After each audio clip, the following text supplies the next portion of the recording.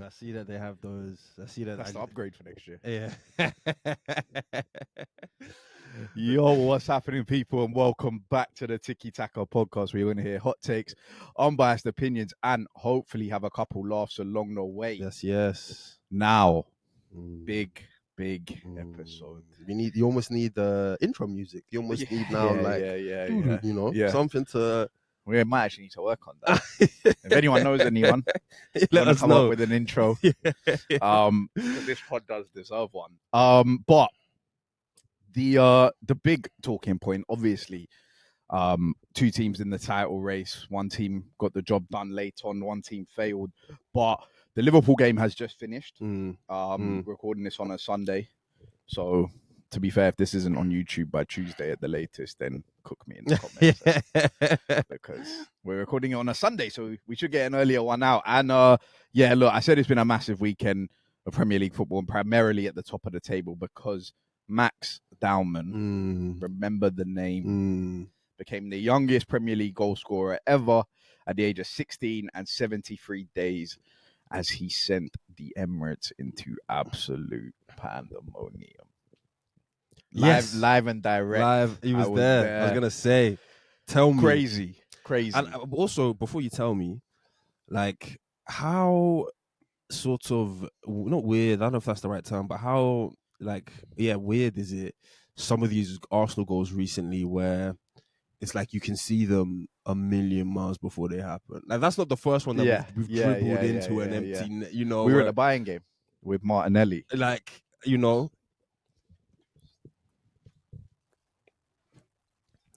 We had one. We had the Martinelli. Well, Martinelli's had another one. Aston Villa. Yeah. You know, there's been a couple of these ones where it's like somehow from the halfway line. I feel like we're missing one. There's another there's another one where it's like somehow from the halfway line. There was one when Martinelli runs through against Sunderland and then he squares it to Gyökeres and Gyökeres taps it in right at the end. But yeah, those goals, we've seen those goals, and it was obviously we're going to talk about Max Dowman. Because he is the main talking point, not just of the Arsenal game, but of the whole Premier League weekend, because he's made history. So we will talk about that. But before we get into Max Dowman and the fact that it was just the goal was just a bit special because as you saw all the subs and everyone go down, and all the fans but once he goes past, is it Dewsbury Hall, the second one, the one he leaves on the floor? I don't know who it is. I don't know. I think it's Mikalenko. Mikalenko's the first one he brushes past. Is it? Yeah. The second guy leaves someone on the floor. But after that, the whole stadium can just enjoy. Yeah. Because the whole period where he's running. You got at least 10 seconds where you're like, wow, this guy's about to do it. And we probably won't talk about him a lot, but we've made the point off the pod that those kind of goals, there was a Tottenham one, Eze's fourth one, when there was a breakaway.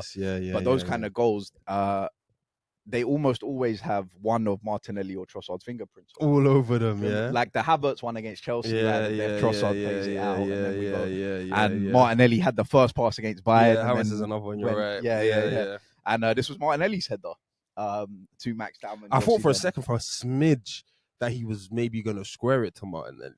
Yeah, same. For a smidge, when Martinelli was like running side by side to him on like some convoy thing, and then I was like, no. But the best thing Martinelli did, I don't know if you see it, he runs across Mikalenko. You're not coming back. Yeah, just stop. Right? So yeah, shout out Martinelli. Happy with the cameo yesterday. But look, before we get into, because I think it's a nice sort of segue into Max Dowman. And normally when we start with the Arsenal section, if possible, I like to start with Mikel Arteta because he's the gaffer. He's leading the ship. He's steering the ship in probably what is the most pressurized Arsenal season we've ever experienced. Yeah. And 20 minutes left in the game, and he brings on Max Dowman for Zubamendi. Now, after being accused of playing with the handbrake for large parts of the season, he's made the decision in, like I said, an absolutely crucial moment in the title race. To put his trust in a 16-year-old to go and win him the game. And also in the process taking off his DM. Yeah. To bring on Max Dowman. Yeah. Brave, risk-taking, like really going out Front to footed. try and claim Yeah, this yeah, Premier yeah, League yeah, title. yeah. Like, because to be honest, I was sat there, and of course, like Arsenal have had what you can call bad draws this season, so to speak. Liverpool at home, Forest away, Wolves, and whatever. And losses still feel worse than that. But at this point in the season, I was kind of sat there at 80 minutes, like 1 point, 0 points, like No difference. Minor.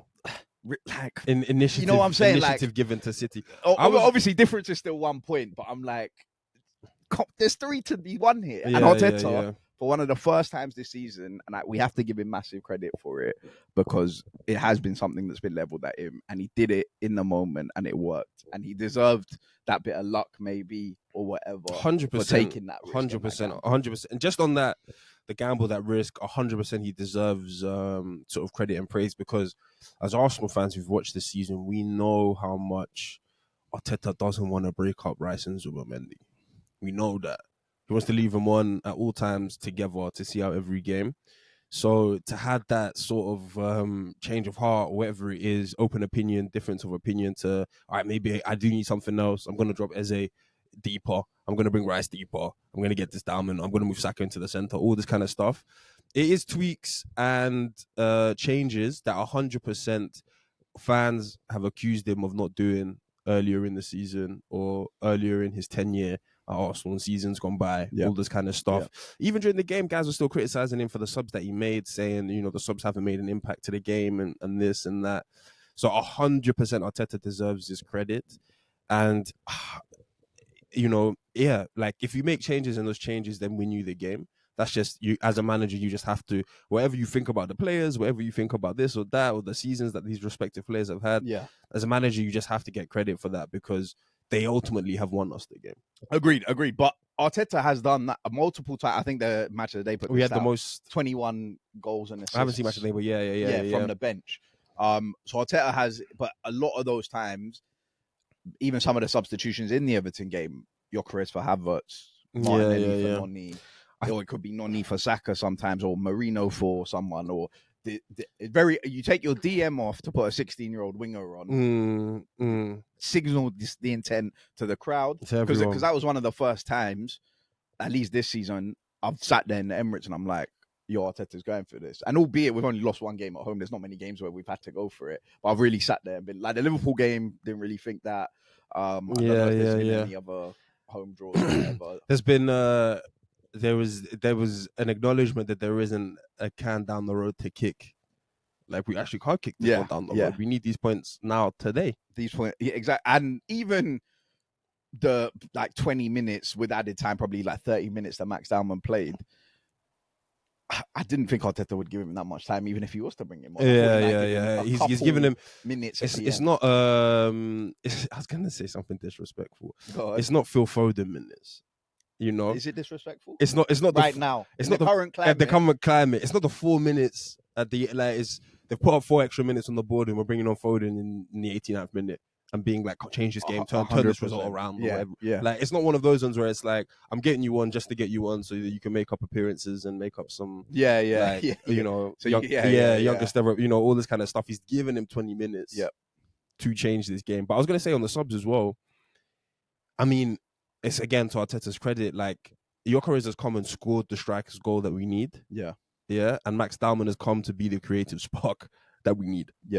Like, full stop. He's identified profiles and properties in these players to directly help the team in the next 15 minutes today. And they've done it. They've done it. Gyökeres has scored the striker's goal. 100%. And Max Dowman's been the creative spark. We're going to have a Gyökeres segment, because that is needed. He is one of the players we're going to talk about. But, 100% I agree with you. But the thing is, off air, I would say that Arteta... It's psyop again, because the creative spark and all of that, we have that. He sent that on loan to Marseille.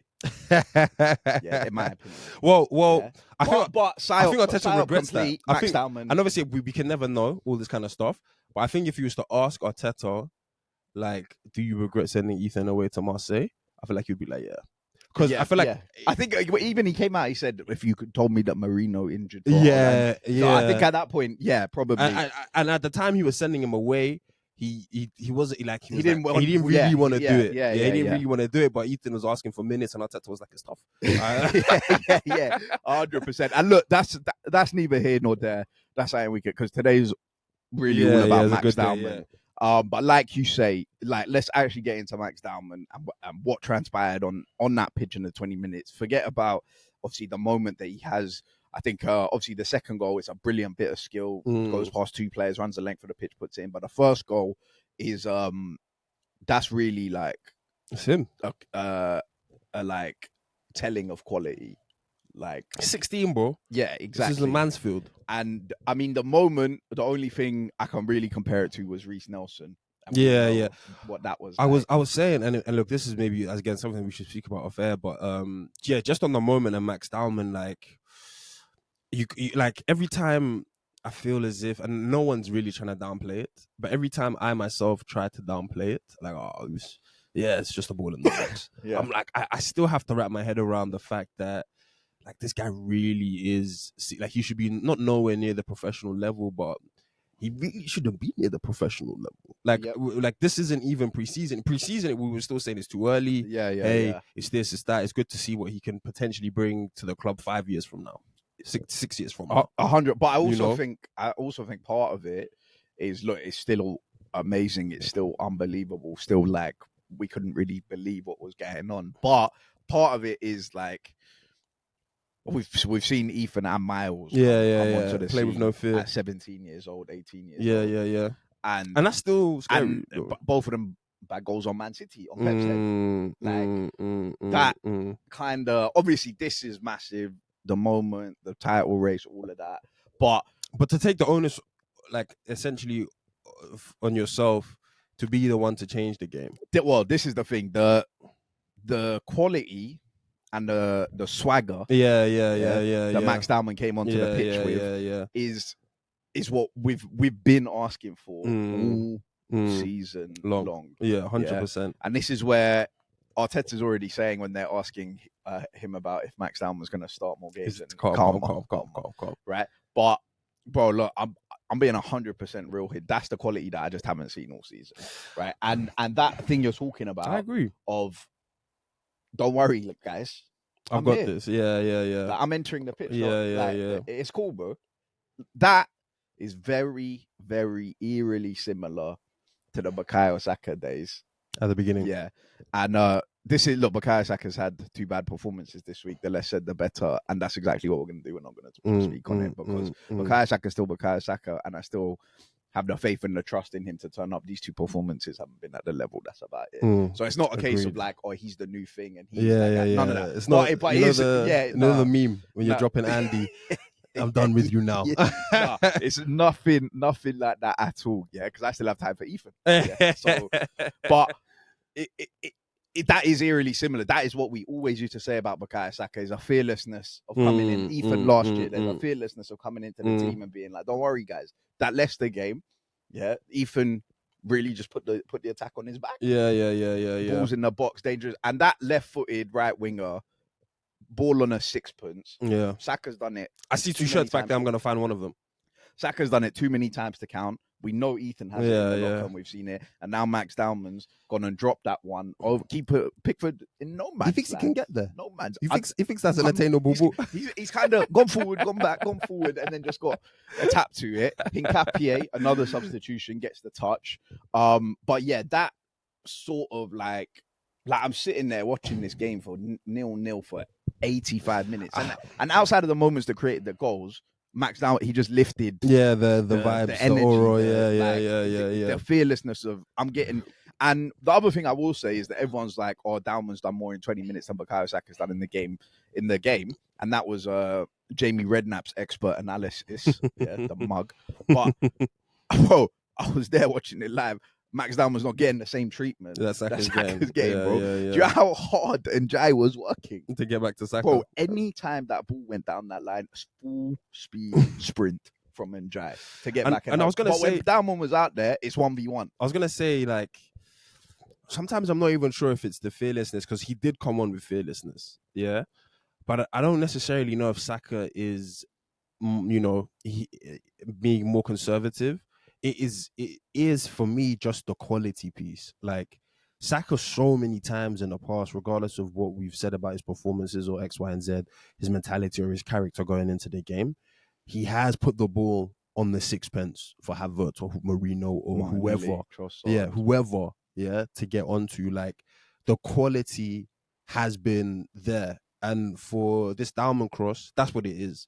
Like his fearlessness is obviously part of that for sure, 100%. That's why he commands the ball. That's why he, as I say, looks back post, sees two shots, knows I'm going to find one. But the difference for me between Saka and Dowman, and it isn't a Saka and Dowman thing, but the difference between them in that game is just that when all was said and done, the quality was there and down for Dowman today. He found the guy at the. There was no excuses. There was no but Michael Keane got there or Pickford got there. Or, I saw him. Was a good ball. He's made the wrong run. He's made Martinelli. He's made duplicate runs. I'm not really sure which one I was meant to. Dowman's just found the guy. And when he cuts inside, Rice's sideways pass. Is he asking for it? Yeah. And that is a pass that maybe somebody else in that, because up until that point it looked a bit like nobody was going to take that game. By the scruff of the neck. I'll shout out Eze because he was trying. He was trying for real. That left-footed shot. Yeah, even that left-footed ball to Havertz in the first brilliant half. Brilliant pass. Wow, Stonewall penalty, by the way. But whatever. But the left foot shot. Like, bro, if that got in, come on, the vibes, come on, X Factor goal, and 1-0 up. Eze, not like, and not everything obviously came off for him that day, but he was on it in the sense of like if anything was bouncing in and around here, he was trying to get laces on that. Whereas I mean, anything good Arsenal did in the attacking phase, really, he was involved in a lot of it. Yeah. But I mean, the moment I was gonna say, the moment for Dowman, I mean, it just transcends so much. Like, it just transcends so much, Like, I was saying, it's just so impossible to hate on. Arsenal Academy or Academy guy, whether it's Arsenal or not, Academy guy, 16 years old, 8 games. We have 6 games to go, man. Yeah, seven games to go in this Premier League title race. And we're in a bit of a sticky situation, and the youngest ever guy is the one who's going to dig us out of it. Youngest ever Premier League. The moment it just transcends so much. Yeah. And even if it doesn't matter that it was a good goal, or in my opinion, a good goal, even if it was a tap in, even if it was from a corner or a set piece, it doesn't matter. Because honestly, we'd run out of answers. Right? We'd run out of answers. But to show the quality that he's had, though, that he has, and I remember we were having this conversation off air around like Real Madrid and Barcelona and just stuff that's so within their DNA. Yeah. La Masia. Yeah, you feel me? And obviously we don't know what's gonna come in the future. I saw Bernal the other day. we don't know what's gonna come in the future, but this moment will live for a lot. Like, especially if you've mentioned Ethan, you've mentioned Skelly. Obviously, we've mentioned Saka, who's still a young guy. Like, is this potentially the new sort of identity of Arsenal, of just developing good quality, young, talented players that can come in and make impacts in first team football immediately? Like, don't wait till this guy turns 20. I mean, if things go to plan and we win the league, I think I personally would have Eze in the hairline photo. I think when you're Max, Ethan, Saka, Eze. But like, is that sort of? I've never really thought of us as that, Yeah. It's not really been like we were even before Saka. We had the conversations, and the last one was Wilshere. It was Wilshere. Or did Gibbs come from the academy? We checked that, innit? I think he did. Yeah. So I think he did. Maybe Gibbs, if you want to give it Gibbs. There's no shame to Gibbs, but Gibbs was no one was looking at Gibbs like. But Wilshere was a supreme exactly. Sort of, like England starter. Could you go to Barcelona? Like, we were worried about, are we going to be able to tie Wilshere down? Yeah. 100%. And then Saka's come off the conveyor belt shortly after Ethan comes off. Is this now a new identity, especially with all of them, as you say, producing in these high leverage big moments? For the club. Yeah, for real. Like, is this starting to become potentially our identity? Is this going to be the things that other fans roll their eyes at? There'll be another one off the conveyor belt. Yeah. Like, I can't believe Arsenal found another 17-year-old guy who's just balling. I mean, in what 6-7 years, Hairlens produced 3 left-footed right wingers, or they're calling Ethan a 10. But, Yeah, whatever. but 3 left-footed. And we all have serious quality. You all have to do, like, Sky Sports have to do the breakdown. Also, everything with Sky Sports has to do this is what he's done this season, and this is the quality we've been hearing about him for a long time in the academies and all this kind of stuff. The moment for Dowman is just so huge. The moment for Arsenal is just so huge. And obviously, I was going to say with the Reece moment, it's funny because after the Reece moment, if you're speaking to every Arsenal fan, it felt like fate. Destiny. Yeah. Everyone was like, of course. How can we not win this title after this? That feeling was I feel like this feels different. Like, there's still a lot of measure from Arsenal fans. Everybody's happy about the moment itself, but there's very few there's not as many Arsenal fans that are like, yeah, that's it, title's over, wrapped up. Yeah, done. for sure. We've all sort of learned our lessons. But I just find that more interesting because this feels like somehow or can potentially be looked back as a bigger or better moment than the Reece one. You know, and the Reece one is unbelievable. Yeah. Because we were down and then we had to come back. I mean, if we win the league, it's better. It's better. Right? Full stop. And we remembered forever. But I do think, maybe this is just me. You can tell us as well. But at 7:30, when Arsenal game's over, it's an unbelievable moment. So happy for Max Dowman. And very much what you said. Big moment, but still football to play. Yeah. However, at 10 p.m, post London Stadium antics, the Max Dowman goal gets bigger. For me, a whole lot bigger. Yeah. A whole lot bigger. 100%. When that gap has been stretched to 9 because Max Dowman's found a way. And look, again, if City win, cool. It's just a moment we talk about that. But for me, it gets a whole lot bigger. No way to prove this, but for sure, if we draw Everton, City win. For sure. Yeah. There's a toe, there's a stud from Semenyo or Haaland. Something. Yeah. Something just goes in. It slips through Hermanson's hands, back of the net.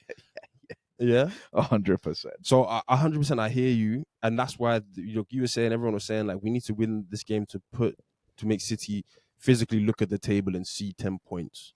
And now we're hearing Bernardo and Rodri and it's tough. This is a long road. We'll fight to the end. We're gonna get there. We're not sure, but we'll fight to the end. Yeah, 100%. Like that had to, and that's Bring why your mentality. That's why the Max Dowman goal is so big, because you won't even be like, if it was still 7 or if it was in their minds 4 or whatever it was, like, you have to. And again, to the moment, it's just an eye roll. Like, everyone thought that was petering out. Disappointing draw. Everyone, they will get the tables up. Who are the last fixture? City have to go to Everton. They have to go to the Hill Dickinson Stadium. Yeah. So they have to Irabunum and that man-to-man block. Shout out Everton, bro. Shout out David Moyes. That man-to-man block with Irabunum and Gay and Keane and Tarkovsky and Mikalenko. I mean, O'Brien. No Tarkovsky, no Bramford yesterday. It was Keane and O'Brien back there. James Garner at right back. Like, that's a makeshift team.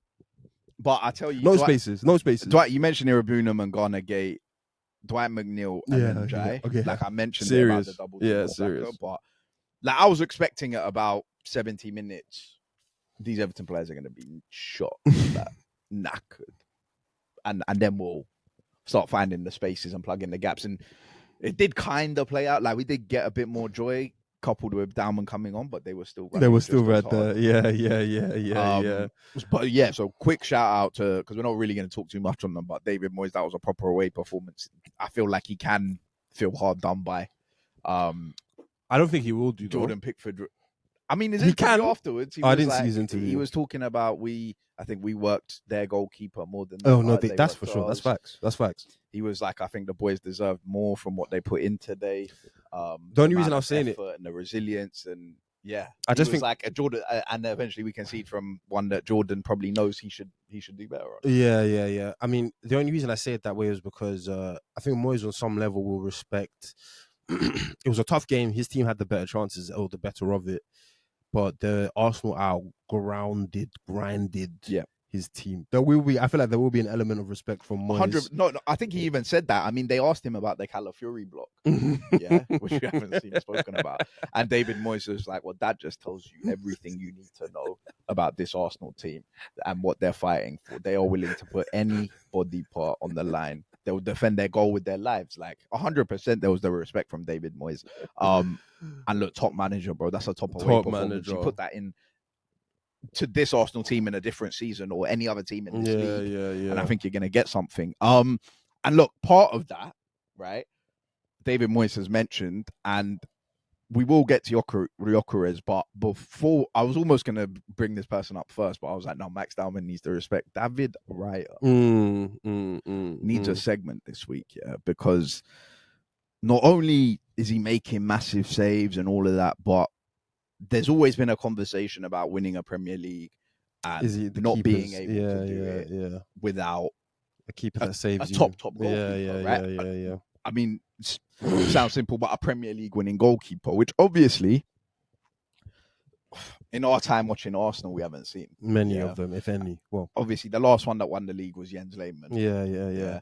But even so, it's not like, I don't know, maybe you could say that there are other teams that might have a good goalkeeper that don't win the league, but you're like, oh, that goalkeeper he's of that quality. But we've never had that. Yeah. In goal. Yeah. And to see it live and direct in the flesh, those saves that David Raya makes yesterday to keep, because if Everton score first, it's over. Oh my! Do you know the one at the? I don't even know if it was Raya, but the one where it was like Beto, second half. Yeah. Bro, he's tried to sneak it in near post. And David Raya's there, positioning perfect foot. Not just that one, the Dewsbury Hall save. Yeah, I think there was another save in the first half that he had to make. A couple from free kicks, corners coming in. Like, just, I mean, it's no question that he's saved us more points than he's cost us, and just that alone, you're gonna have to go back a long time. 100%, maybe Jens. You're gonna have to go back a long time to find an Arsenal keeper that hasn't, or that has saved us more points. Like directly saved us more points. 100%. Than the Minte save. I still remember that one against Brighton. There's been so many. Some in the Chelsea games. 100, but and especially because it's a team that if they do go 1-0 down, they don't have it. It's not that they don't have it, but it's very sticky. No, for me, the first half said it all. We had the better of it for the first 20 minutes. We was alright. We was looking lively, shots on goal. I was even thinking to myself quietly, like, we've had 4 or 5 shots here in the first 20 minutes. Normally we have 4 or 5 shots all game. But then they had a chance. I think it was like Kieran Dewsbury had that chance. Then McNeil hits the post and comes off and and goes wide. Yeah. Then that was when it was conservatism from us. We didn't have anything until the second half. Yeah. Everton grew on top. There is, and that's to the point of, that's just from us conceding chances. Yeah. If we had conceded a goal, all momentum stops. We don't. It takes us a long time to wrestle back momentum. It takes us a very long time to wrestle back for momentum. As great as the defense are, and we all know that, we speak about it almost every week. That game on the weekend was really, like, David Raya is as influential to those 3 points as Max Dowman and Victor Gyökeres are, because I can't believe you kept the clean sheet. Yeah, like we've known this. Like you made the point. You made the point before about how many points Raya's won. And Raya's plus minus, but it might be the biggest. Yeah, it might generally. Gabriel probably with goals and with goals. I don't know, Marino. Gabriel has assists. Do you remember losing when Marino was in the game? I don't remember. I don't know if we lost when Marino starts, but I don't know. Maybe check the facts. Let us know in the comments. But look, I think yesterday, as much as we've known that, I just came away from that game and I was like, you got a top keeper. Yeah, that's what it takes. Yeah. It was just yesterday was really kind of like and that's not to say that like it's done. We've already said there's football to be played and whatever. It was a massive swing this weekend to take it to 9 points, and we've touched on a bit about the City players and Pep's comments about the title race now. And just coming away from it, I was like, wow. What everyone it talks about when they talk about a Premier League winning goalkeeper, Yeah, this is it. I've seen it. Now. I agree with that. I kind of knew it, whatever. But I agree with that really, wholeheartedly. I agree with that wholeheartedly. And look, when Chelsea fans want to say they're close to a Prem, or Man United fans want to say they're close to a Prem, forget about all the other positions on the pitch. Goalkeeper. And Lamans, he looks all right. Lamans looks all right. Robert Sanchez is having a good season. Yeah. But yeah, the David Raya just outside of Wolves, which is his fault because he should just let Gabriel. But if Gabriel doesn't back in, Raya does just claim it. So whatever. But outside of that, flawless all season. And well, he's compiling seasons together, bro. David Raya has been a title-winning goalkeeper for the last 2 seasons. You know, it's not been his fault that we won the league. It's not been his errors, and he's made mistakes over the years. But he's been not this level this season. It's an extra little level, but he's been this good for a while now. It's not that this has come out of nowhere, is what I'm trying to say. He's been the Golden Glove winner. He's been one of the best keepers in the league. He's compiling these seasons together now. He's proven the faith, the 30 million spent, all of the question marks, all of that kind of stuff. It's not just that he might just get us this one title and, you know, because it would still be worth it, but he's been a good keeper for a long time. He's got Ospina and all these guys, their records dash. He's about to win the clean sheet though for the third time, Golden Glove for the third time in a row. So 100%. We already knew that, but it was just that Everton game, obviously. So epitomized. What's going on? Yeah. Obviously, we talk about Max Dowman and how big that moment became. West Ham's goal comes from a Donnarumma mistake. So again, I'm drawing the comparisons between the teams, and I'm like, yo. And everybody had Donnarumma, and Donnarumma's still in that class and that category, of course. For sure. But it kind of just goes to show. But look, like it can happen, and for David Raya. So I just wanted to give him his praise, especially for that, because I just think he's been so important to Arsenal picking up points, really. Because if it is a mistake, or that Beto one that you're talking about is the one Ramsdale lets in. That's why Ramsdale can't be a Premier League. But shout out Ramsdale, another clean sheet, another time you dunked on our rivals this week. But that's why he can't be. That's the difference. So and look, finally, the man of the hour, Mr. 6 points, Mr. 6 points, number 14, bringing number 14. Fingers crossed, hope and pray. Victor Gyökeres. Victor Gyökeres. Same Premier League goals as Ekitike. Important goal scorer. Full stop. Ekitike's team is 5th. I'm just throwing that out there. Right. João Pedro, cool, nice 14. Your team is 6th. So, it is what it is. Look, that goal from Victor Gyökeres, again, rinse and repeat. At 7:30, the goal is massive. Yeah, 10. At 10 o'clock, it's the even goal bigger. Is. I just love that it's a striker's goal, man. It was so much of a striker's goal that I thought there was, as I said, I was watching it in the pub, I thought there was an offside. I thought that there was Habul. Yeah, there was something wrong with it. There has to be something wrong with it, because how is he that much space tapping? Yeah. No one's around it. No, yeah. Where's Pickford? I'm waiting. Where's the defense? Where's the net? I'm waiting for the rep. Yeah. I'm waiting for something. Yeah. No. Striker's goal. 100%. Striker's goal. Big one. As good as the penalty, as good as the Tottenham goal, like in terms of its importance and what it means to us. Like it is massive. And I don't care. Well, Everton are top half of the table team, but I don't care if Gyökeres' goals only do come against bottom half of the table teams, because we have been through this a million times as Arsenal fans about where we've struggled and how we've lost league titles before and how we've not had goal scorers in certain games to really help us. And that was one of those moments where it was like, that's what we spent 55 million on. That's what we spent 55 million on. That's no questions, no mistakes, no apologies for this transfer. I don't care if you guys want to say he plays in jeans or he does boots or whatever. Those are 6 points of Everton directly attributed to Victor Gyökeres. And look, bro, at the start of the season, if you had told me that Victor Gyökeres would score 15 Premier League goals, now he's on 11 to how many games left, whatever he finishes on. But if you told me he was going to score 15 Premier League goals and 12 of them would come against teams in the bottom half, I'd be like, calm. Yeah, that's what we need. Snap that. Pay the 65 million. Yeah. Get it done now. Bring him. Yeah. I've said all season the conversation about him and Sesko is going to be judged on one thing and one thing only, and that's Premier League goals. Now, the goal in itself, you said it there. Nobody in our squad scores that goal last season. Yeah. Right. And our result against Everton at the Emirates last season, 0-0. 0-0. So our result away from home at Everton last season, 1-1. Right. Two games against Everton this season. Gyökeres has 2 goals. He's won us 6 points against them. And the gap goes to 9.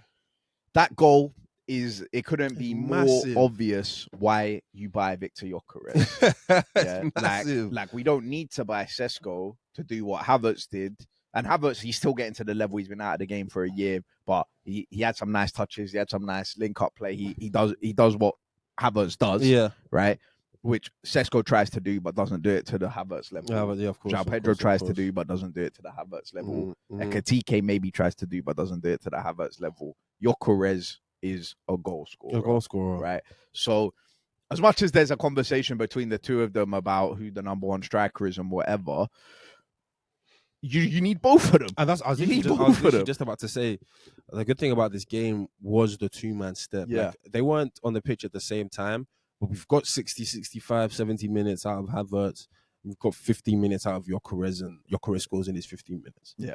Tired legs. Saying that was like his first touch. Yeah. I don't care if it's tired legs. I don't care if it's, just a miscommunication. They haven't picked up the new man or whatever it is. I don't care. This 2-man striker step is what we've been begging for so long. We've only really had one passable striker. Yep. At the club. And again, we are reiterating the same point. No one in our squad sort of scores that goal. No one in our squad has that sort of knack or nous or is in that positioning. And it's dead easy. And the tapping and the 3 points are there, man. You can see even as the ball's traveling, he's making the move. He's the only one making a move. He's making the move. O'Brien sleeping, Michael Keane sleeping, Jordan Pickford's taking bets. Like he's the only one moving. It's so big. It's so big. And guys will score more goals. The Eagles, the whoever's of the season. But, if he gets to 15, huge. But even if he gets to just 12 or 13, he only scores another 1 or 2 goals in this campaign. In those 12 or 13, we've got about 5, like, really, really big ones. Yeah.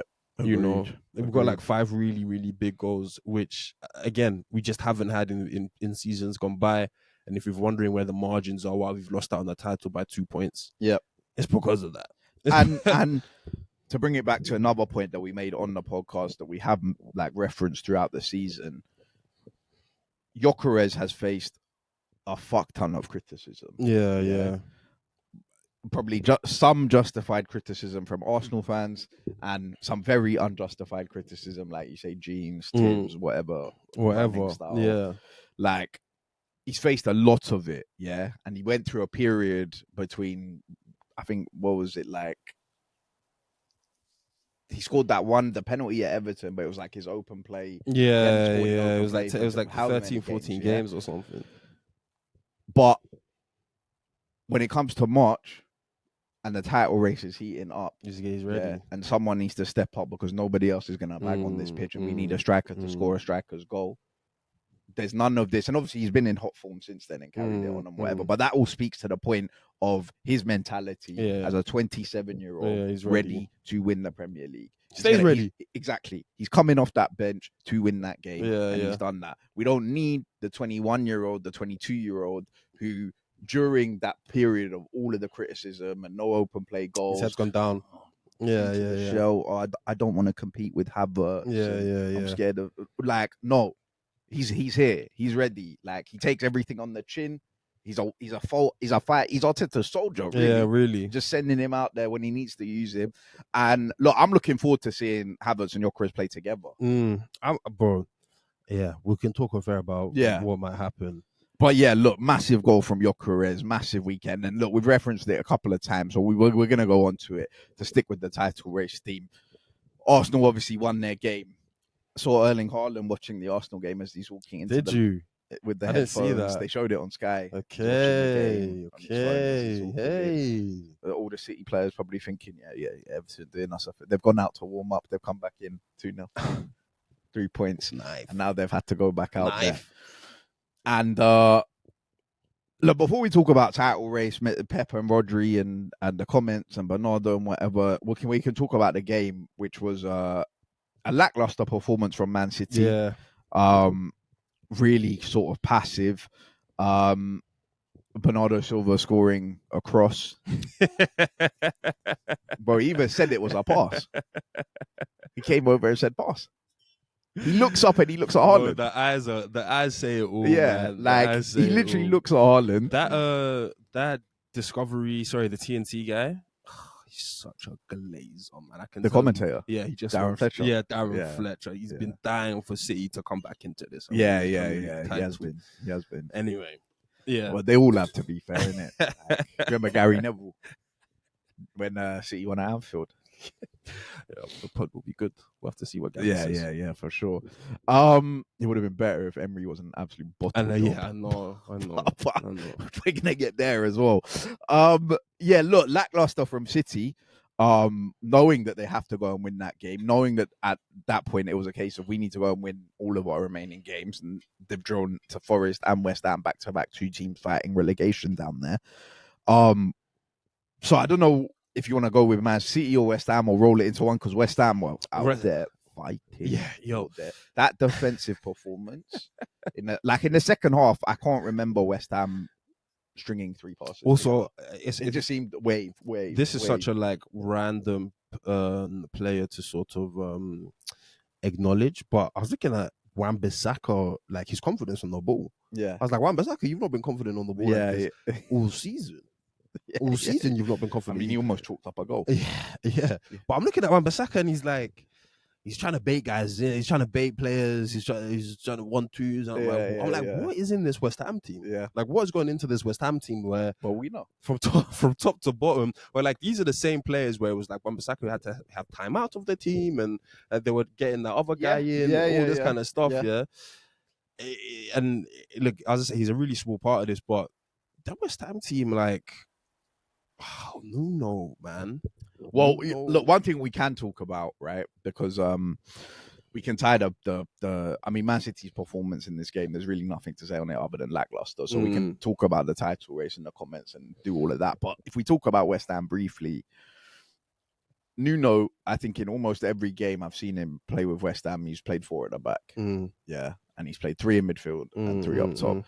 And I've seen his team sheet come out after the Arsenal have come out of the Emirates. I've seen the West Ham lineup, and he's gone for a 5 at the back. And I'm like, okay, this could get interesting now, because we've spoken off air about when Nuno did the double on Pep. Yeah. Matt Doherty, Adama Traore, Raul Jimenez, flying wing backs, all of that. I thought, this could get very interesting here. He's got Fernandez, Souček, and Pablo in there with Tati and Bowen. That's what I want, Wan-Bissaka and Juve as wing backs. And I've said this to you before. And to be fair, you made a good point about Bruno Lage, but I just don't think there's a manager I've ever seen more happy to not have the ball. Right? And obviously, Man City's going to be an extreme example of that. But Nuno, that second half, he was way too happy to not have the ball. Because I'm sitting there watching it like, bro, at some point, West Ham need to make 4 or 5 passes. But shape work. Shape work all week. The reason that they're happy to not have the ball is just shape work. Talking about Nuno's fundamentals, and it's just shape work. Bro, Nuno, it's like he doesn't train, he doesn't play football with the ball. But I was I'm a bit shocked by the West Ham togetherness. There are guys who are actually putting in hard yards for each other. Tati Castellanos is running around, Juve is trying to get onto the back, leg touch, toe, foot on. It's a team that, look, West Ham, Tottenham have had a good results. Obviously, we'll get onto them, but the West Ham team between them, Forest and Tottenham, I kind of feel like the West Ham team is the most together, the most I actually genuinely don't want to go down type vibes, as opposed to my agent's gonna sort me out. I'm gonna make a move to here. Or I'm gonna make a move to there. So that's my credit to Nuno, is because again, it's West Ham. I know I had a small hope or whatever that West Ham would get something out of this game. West Ham are playing Man City in a title race with 7, 6, 8 games to go. Like they should just get pummeled. They should just get pummeled and move on. And Nuno shouldn't be circling this game as a game to get points from. And there should be every other fixture, but this one should be a game to get points from. And somehow, some way, like how Nuno wrote off the Anfield one. Yeah. How was he circling this one? Like, you know what? I think if we go further the back and I get Mavropanos involved and Sobchak is in midfield and this kind of stuff, I might have something for my team here. Go on, run your segment. I know you're waiting for it. Shout out Mavropanos. Shout out Arsene Wenger. There are people in this room who have Socrates ahead of Mavropanos. Not me. Yep. I know what Mavropanos is on. I know. Stand on that. I know the quality that Arsenal saw in Mavropanos. Socrates Champions League level footballer. No. Most of his bro. No. That football back then.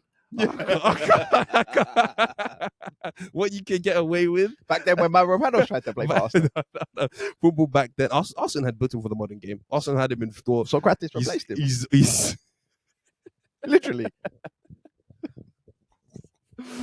But no, bro, Mavropanos, man, real, monster performance, monster class. Not just the goal, because the goal straight to the grill. Yeah, the goal was a great goal. But everything else outside that head on, foot on, clearance, out, up, everybody up, 5 yards, 10 yards. Yeah. Agreed. Like, damn, monster class, bro. And what happened to Kilman? Is Kilman injured? No, he's just out of favor. He's done. Yeah. He's behind Todibo now because Todibo's come in and played well. They all played well, to be fair. I mean, the defensive effort from West Ham, ever since the Man United game. I think we did a pod. You were like, no, that was. This isn't a team that wants to go down. Yeah. But that Man United game, West Ham weren't playing like that. They weren't playing like that. They weren't. The Man United. I think Wan-Bissaka wasn't taking guys on and yeah. I'm like, what's going on today? The team talk must be mad. And I mean, look, the West Ham defense deserves all of that praise because it was lock-up job really on Erling Haaland, who I think has 2 non-penalty goals this year, his last 2026 or something. 2026, yeah. So I don't know. Questions to be asked about Erling Haaland. Are we allowed to do that? Erling Haaland's a goal machine. We know what he's on. No, I think he's gonna finish with the golden boot. I think questions have to be asked of the entire City team, full stop, because for the smoke that the Arsenal team was getting, not just for our sort of style of play, but just like our overall averageness that everyone said, we're just an average team. Was really that good. It was really on City to put it on us. To make it go to this game at the Etihad and make that game the biggest game in Premier League history, and who wins that wins it all type stuff. Agreed. So for them to potentially be bottling that fact, for us to maybe go to that game and a draw will just mean that we need 2 wins in the final 3 or 4 games, or whatever it will be to win. That is. I mean, that's what everybody said wasn't going to happen. That City were going to just rattle off 6-7 wins. Yep. And they've not done that. And I look, Pep can actually hold his, like, he's going to have to get a chunk of this year. But the team, the City team, like the actual players out there on the pitch at this stage, don't get me wrong, you don't be playing teams in the relegation, but you've just come off Leeds, West Ham, and Forest. Yeah. And you have like 5 points. And we've come off Tottenham, Chelsea, Brighton. And you have 5 points. Yeah. You know, like, you're not going to chase us down, giving up draws to Forest and West Ham. And that has to be on a team. Like, how bad do you want it, man? Yep, agreed. Because if it was us, it would be the same thing. I would even be trying to park Arteta to the side and look at the players like, how bad do you want it? Yeah. You know, sure. like. I mean, I feel like after Wolves, Arteta did that. Yeah. Like, that's how it feels now. Like, real. And 100%, I agree with you. Like, and I don't think they do want it. Yeah. Or I should say, I don't think they want it as much as they have previously. Yeah. But look, which is understandable. You win it that many times. The celebrations when they beat Newcastle Fulham. Newcastle, all that kind of stuff. Like, 100%. But that I really do kind of feel like the celebrations after the Newcastle game were City players thinking that, because that was before we played Tottenham. Remember? Yeah. Mm. So straight after we've drawn to Wolves midweek, they've beaten Newcastle. We then have to go away to Tottenham in what was the new manager bounce, right? I think the City players thought when they beat Newcastle that was the moment, and after that was the moment that we were just going to crumble, or that was the moment both like probably because they haven't put in their work. Agreed, but probably more so they thought Arsenal were going to crumble because that's bitch mentality. That's not what Rodri tells us. Bro, that's not what Bernardo Silva tells us. Agreed. I'm just saying this is what I think they were doing. Because I think after that game, I think they thought, muscle memory, history will repeat itself. These guys, when we get close to them, they kind of fall away. And I think City kind of thought, even with a draw to Forest, if we go and beat West Ham, Arsenal probably drop points somewhere along the way. Tottenham, Chelsea, Brighton. And it's somewhat even, and like you say, get to the Etihad game and then they beat us.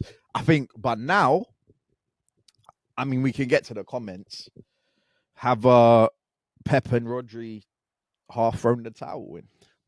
Pep's an interesting one because I didn't see his pre-match comments where he was like, apparently he was saying if they don't win versus West Ham, the title race is over. Yeah. And then post-match is like, no, actually, I don't. Yeah, we fight till the end. Yeah. But that's letting me know that like, well, okay, whoa. Yeah. Whoa. I mean, your message to your players before the game was what you told us before the game. Yeah. If you don't win, it's over. Yeah, because it's not like you're telling us one thing and telling them another. Yeah. I think. I remember Eze said something in one of his early interviews, and we were like, "That's all Teta." Oh yeah. When players come out, it's because the managers just come out and said the debrief and whatever. That was Pep's messaging. We have to win all of our games. And do you know what? It's coupled into when they beat Liverpool, and Bernardo was coming out saying, "Yeah, well, if it goes to 10, we would have thought it was done, it was finished, and it's a 9 now." Yep. You know, like Rodri coming out and being not as sure-footed, saying, we'll fight till the end. We'll see what can happen. We'll just have to push, and it's tough. We know it's tough. Everybody knows it's tough, but we'll have to just see. I'm like, what? Rodri's saying it's going to be difficult. Now that, to me, I was saying earlier in the season, if Arsenal had performed how they should have performed against Man United, Forest, and someone else, Liverpool, mentally we can put the nail in the coffin to Man City. Right now, I don't think that's been completely done. Yeah.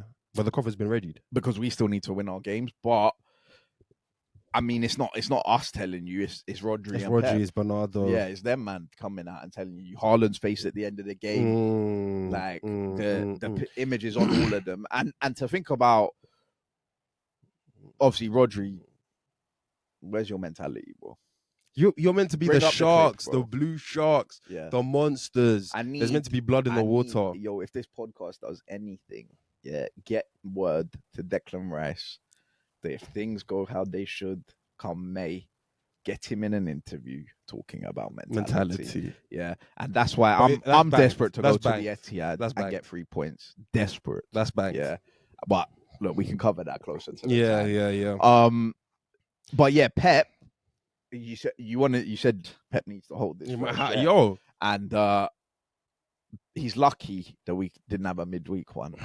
Yeah, for the complete team fuck up job. Yeah, at the Bernabeu, you piss taker. Yeah, you absolutely. I don't know where you thought you were going with that lineup. I think Pep I think he has night sweats, bro. I think before Real Madrid ties, like Pep has a game plan on like from Thursday the week before up until the Tuesday, and then Tuesday he's like, oh man, yeah, this isn't gonna work. He watches some inside tapes, some inside training from Real Madrid. And he sees, I was like, oh no, well, the news drops that Trent's gonna play. He has to rip up whatever he's done for the last 4 days and go completely off his guard. His defense of his lineup midweek. I was loving it. I can't lie. I was loving it. But more so on this season, up until January, obviously City were somewhat close in the title race and whatnot, but no one believed that they could go and win the league. Really, they signed Semenyo and Gahey, Change, and yeah. things seem to change a lot. A lot of money spent yet again in a January window. Yeah. After summer in January last year, where there was a whole load of expenditure on Marmoush and Kusanov and all these players. So the issue that I think Pep himself is alluding to, Pep came out and said that right now the team is in transition or whatever. Yeah, a bit of a transition, and right now we're not ready. Verbatim from Pep, go and find the clip. He said, "Right now we're not ready," because he was like, these games against West Ham, against Forest, in all the previous years, we find a way to win. Pep saying with the amount of chances we had against West Ham, and they did have a lot of chances, he was like, in the previous years, we find the way. I thought and that is true. That is kind of what we were referencing at the start about previous Man City. I thought the stuff that he was saying about being unbalanced when he was playing Cherki and Doku together with Haaland, and you don't have what you need to have in the Premier League. Looks great, but so imbalanced. Looks great. I think that stuff is really, really interesting. Yeah. Because Pep has always played unbalanced teams and just found a way to make them balanced. He's always had too many technicians. I mean, that's his shtick, really, that's literally his whole thing. Let's make unbalanced balance. Yeah. You know, like I'll find some way to overcompensate because I'm going to have to get another technician in there to do this X, Y, and Z. Yeah. So those kind of mini sort of acknowledgements from Pep. And where I was going to say it gets really sticky for Pep is lost midweek, draw on the weekend. So Champions League, you're hanging on by a thread. Yep. Premier League, you're hanging on by a thread. And he's also banned for the Liverpool Cup tie. Yeah, in the FA Cup. He's going to be sitting in the stands. So that's one of those ones where, look, Liverpool... I need to know who Pep's phone provider is, by the way. Because every time I go to the Emirates, I get no service. Pep's calling guys left, right, and centre. Yeah. Wiretap. What's going on at the moment? I need to know who his phone provider is. I just think it gets real sticky if he doesn't do the Pep thing and pull it out the bag in the FA Cup round versus Liverpool. Like, if they get knocked out, I think it gets really like, when do you see Pep lose everything in a week? When is Pep ever put out that mentally weak side that loses everything in a week? Pep's teams, like last season, they were poor, but we knew from November that this team just didn't have it, and there was problems, and there was this, and there was that, and he was going through a transition. All still made the FA Cup final.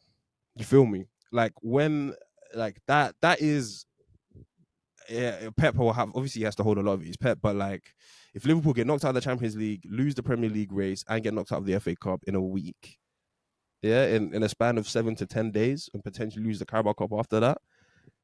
That is some stuff that I just never thought we would ever be able to level at the GOAT. Because the GOAT always finds a way. Yeah. Always finds a way. Yeah. So he's not at that stage yet. Yeah, he might be Liverpool. He might be us in the FA Cup. Yeah. He might be able to not reclaim his GOAT status, but retain his authority. In the dark room, on the whiteboard, when he says Real Madrid, Etihad, and he draws up the tactical plan. That's what we need to see. Because he's getting to that point where it's precarious, bro. You're on the edge here. Yeah, I'm not sure if you're staying or going, and I don't know what it means if you lose everything in a week. Yeah. Does that make you more want to stay? Does it make you more want to leave? He's in a very weird space right now, and and I feel like his team is also paying the price for it. Yeah, and I mean he's talking about the team being in transition. And my point on Semenyo and Gahey was largely going to be that both of us think they're good players. Yeah, that's not players. That's not good players. Yeah, that's not up for debate. Yeah, but they have no experience of winning a league. Yeah, they have no experience of a title running. They have no experience of the pressure and what's required, the commitment, the desire. Semenyo thinks he can get that chance back. The one that he's put wide at West Ham. I can get another one of those. No, bro, you have to take that one. I'll score the next one. No, bro. It's going to take Calafiori's leg up here to block it. Gahey's not aware of that. Like, and not just those two. So for as much as they're good players, they don't know that, right? And it was kind of, I mean, Pep hooked Semenyo, was it half time? He hooked him yesterday. Came out afterwards and said, that was the wrong decision. I should have started Cherki. Just threw Semenyo under the bus. He said, yeah, Antoine, sorry. Yeah. Rayan should have started. Rayan, yeah. But look, Man City's back four in the West Ham game: Matthias Nunes, Kusanov, Gay, and Aït-Nouri. Yeah. Because Diaz was dropped or rested. Like, I don't really care, but like Pep will tell us whatever he wants to tell us. So, but that back four has absolutely no experience of winning a league title. Yeah. And None I would expect it to crumble under pressure. Maybe not crumble, but like fold under pressure. You know, and look what happened. I can't They've be gone to shocked. West Ham away 8 o'clock on a Saturday. Yeah, and Mavropanos has banged that in from the corner. I can't be shocked that back four doesn't have it. You know, even if you put the midfield O'Reilly, Rodri, and Bernardo. Yeah. So yeah, I don't know. I think Pep that statement I think it says it all when he's talking about transition and not being ready. But look, we'll move it on because there are more the managers that need to get their fair share. Yeah, and I'm gonna start with Arne Slot because Arne Slot come to the stage. It's deep dive time. Yeah, it's discussion time. Yeah, because enough is enough now. Yeah, we've danced around the conversation. We've said, yeah, it's not been good enough and whatever. But what is actually what he's serving up? What are you serving up? Do you know the rotated team today to draw at home to Tottenham? I swear. For me, the most damning thing about Liverpool, they don't even play good football anymore. Like, you can debate for how long Liverpool have been playing, but like, even you know how you spoke about Man United and how Carrick can come in and if a club can be changed by vibes, it's Man United. Yeah, like Liverpool kind of had vibes with Klopp, even with the transition into Slot. There was the Salah vibes and there was all this kind of stuff. Now, Liverpool fans, I think, and look, maybe this is a bit of a dig, but they're pretending as if they're so superior to Arsenal fans in the sense of like, I think Arsenal fans go into games expecting this to be grueling, grinding, not much in it, not much quality. We'll just have to see if a corner or something breaks our way. Yeah. I'm going into Liverpool games with that sort of mentality or watch along or whatever. Like, this is going to be a slog. Yeah. This is going to be a grind. There's going to be 1 or 2 goals in it. And like, it depends on the quality on the day and where the chips lie. Because the Wolves game and a couple of the games before that, I'm like, they're not, and it's not that Liverpool have to blow teams away. They can't break teams down. But they can't break teams down. Like, there isn't much in, like, whoever they're playing, there isn't much in the game. There isn't much difference between them or Leeds or them or whoever. Yeah. And I think that is, for me, one of the most damning things about Slot, because of how much he's been going on all season about beautiful football. Yeah. And I don't do this and I don't do that. And I do this and my teams will always play this way. And when we, at the match day 1, when Jamie was saying, hey, do we need to be a little bit more sure at the back? And Slot looked at him like he was mad. What? Yeah. Really? Yeah. That's how you see football. With 4 defenders back there. JV was like, it looks a bit kamikaze. Yeah. So really, that's how you see football with 4 defenders back there. I just see 2 guys that press and 3 guys that go forward. And everybody has to be doing this spot and that spot and doing this and doing that. Like, if you're that guy, play good football all the time. If you're losing games but you're playing good football, we guys can still sing your praises because you become an Ange, a De Zerbi, or whoever. Yeah. But they're not even playing good football. They're relying on set pieces that like we have been or other teams have been, and they're hoping for these kind of bailouts whilst almost simultaneously judging everybody else for the style of football that they play. And that's my thing with Slot, and that's my thing with Liverpool, and my other big thing with Slot is Anfield is like, anybody now can go to Anfield and get what they need. I mean, and I think those points kind of go together because the Liverpool fans and the Anfield crowd, they're not gonna settle for passive, slow, boring football. Yeah, which, because of the Klopp era and the way that they play and end to end and all of that, like, I don't think Liverpool fans are gonna sit there and watch just slow, passive, boring football. Yeah, like, that's what they're getting served up though. Exactly, and that's why there were boos at full time today at Anfield from the Liverpool fans after they drew to Tottenham. But I was desperate for Liverpool to drop points in this game because how dare Slot? How dare you think that Oh yeah, Tottenham are a dead team. And Yeah, they're going down. I'll And Van just- der Ben's out. Oh And yeah, Romero's out. And Rio and Palhinha's out. Gamoa and Well, the Rio thing. he's benched like a TK. The Rio thing, I think he's just done that because he's seen Gakpo. Arteta and Max Dowman. Yeah, Max Dowman. And So he's brought on that Nyoni. Yeah. I can do some of those vibes. Yeah. No, bro, you can't. Yeah, because that's an Arteta thing. It seems he'll do it with Saka, he'll do it with Ethan, and now he's done it with Max. Yeah, you chill. Yeah, but how dare you, bro? I'm surprised you're not more annoyed. I saw your captain in FPL. Yeah, bro, I couldn't believe that shit. I have Ekatike, one of my captain, but I have him. I couldn't believe that. Guys sold Haaland to bring in Salah. Yeah, I couldn't believe that. To leave Konate, Kirkes, Ekatike, and Salah all on the bench. For Gala. Yeah, for Gala. I know it's 1-0, but you're going to be at Anfield now. Gala. Right. What she wants, though. I've seen Colomwani just peel off on Van Dijk and get what he needs. get what he needs. Because Slot, the pits of hell will wait for you. Yeah. If you do not beat Gala, if you don't beat Gala after resting all of these players this weekend. And last year, by the time of the quarterfinal and whatever, not round of 16, but by the time of the quarterfinal, we were resting players in Prem games, yeah? Which is calm. Liverpool had pretty much already won the league at that point. Liverpool are very much in this top four race. This is a really bad result. The performance is bad. We've killed the performance, but this result is really bad. Like, you didn't beat Wolves the other day, which is meant to be a gimme, which is meant to be a +3. We've already given Wolves their credit as a super team. Yeah. But that's meant to be a gimme and +3. So if that doesn't happen and you've got 0 points out of Wolves, then you 100% need 3 points versus Liverpool. Yeah. Sorry, versus Tottenham. Tottenham, yeah. So for them not to, especially with Villa losing, and they could have gone level on points with Villa, and this coefficient thing, look, we're more likely going to get 5 teams, but it's not banked. Yeah. They were saying only Villa were like the only English team. With the way English teams got spanked.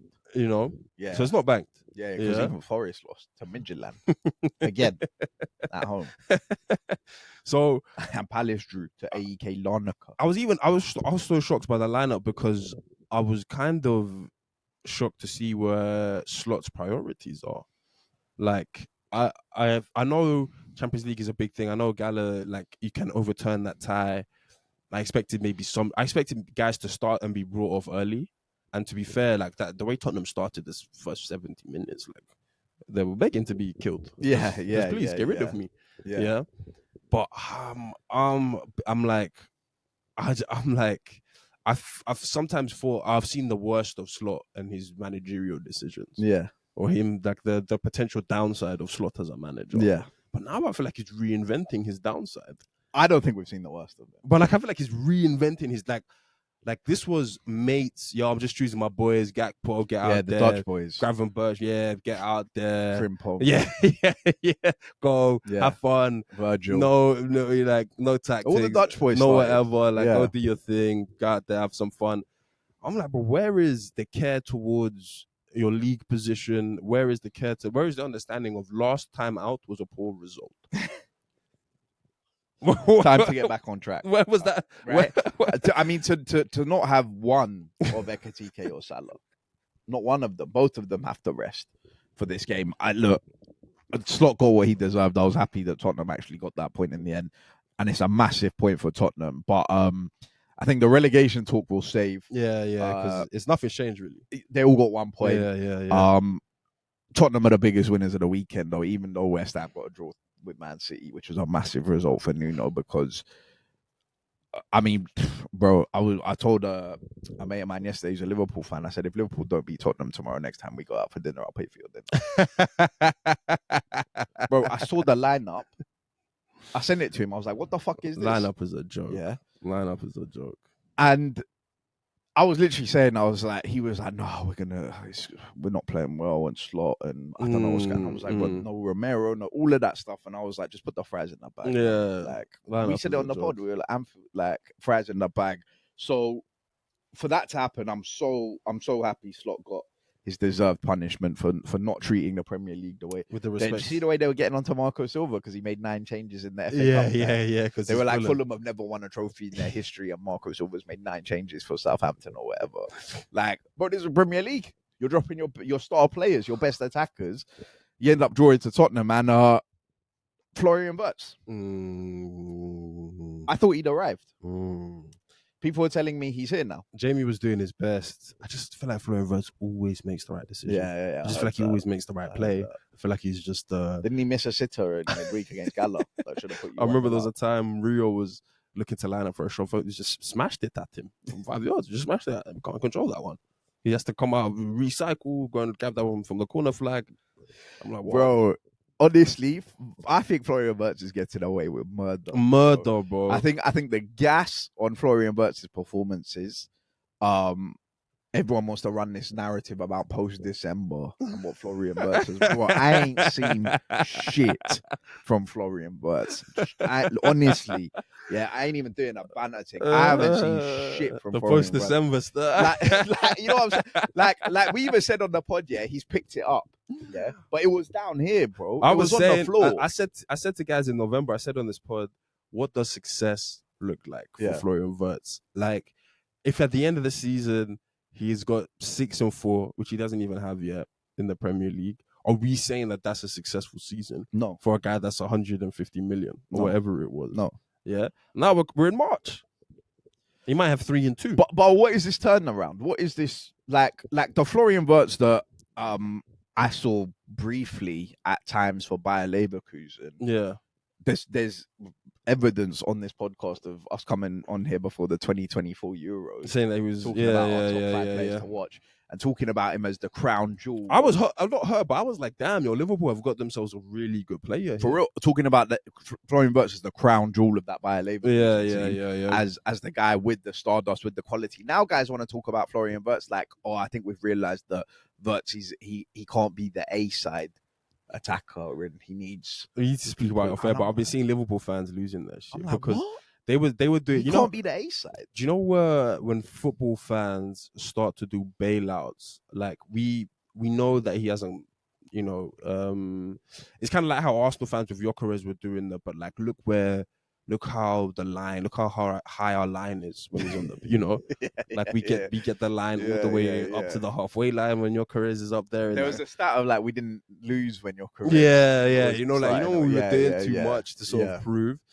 That's where Liverpool fans are right now with Wirtz and this post-December stuff and he's balling and they're doing the whole, but real ballers know. Every real ballers can see what Wirtz is doing out there on the pitch. And they were doing the whole, if we play Wirtz with 2 pacey wingers, it's because he only has 1 pacey winger that he's, if he has 2 pacey wingers, then we get the best out of Wirtz. Yeah. So now he's played Rio and now he's played Gakpo, whoever else it was out there. And it's nothing. Yeah.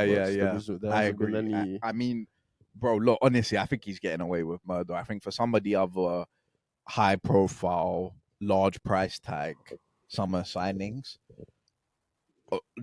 just over the course of the years gone by, I remember how much flack Moises Caicedo got. Enzo for the first 6 months, Enzo as well. I mean, they tried it with Declan Rice, but Declan Rice made it impossible. Isak, I think, has had quite a bit of flack, even though he's been injured. Walter Marder, any of these guys that go for this kind of Eze, if you want to talk Xavi Simons, and Florian Wirtz goes beyond that with his price tag.